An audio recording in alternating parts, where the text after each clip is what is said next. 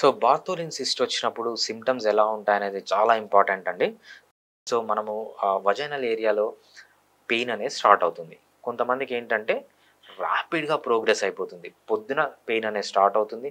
రేపు మనం గైనకాలజిస్ట్ దగ్గరికెళ్దాం అనుకుంటారు. బట్ రాత్రికంతా తట్టుకోలేనంత పెయిన్ వచ్చి సూసైడ్ చేసుకోవాలన్నంత పెయిన్ గూడా వస్తుందన్నమాట. అది నంబర్ 1 సింప్టమ్. చాలా మందిలో ఇది జరుగుతుంది.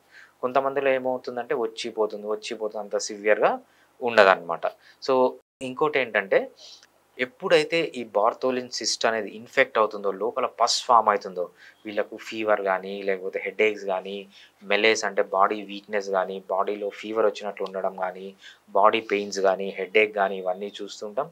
సో, కొంతమందిలో ఏమవుతుందంటే అదంతకదే రప్చర్ అయిపోతుంది. అంటే ఓపెన్ అయిపోయి పస్ అనేది బయటకొస్తుంది. పస్‌తో పాటు ఈ బ్లడ్ అనేది గూడా బయటకొస్తుంది. సో, డిఫరెంట్ పీపుల్‌కి దీంట్లో ప్రెజెంటేషన్ అనేది డిఫరెంట్‌గా ఉంటుంది. సో, ఈ దీంట్లో ఏది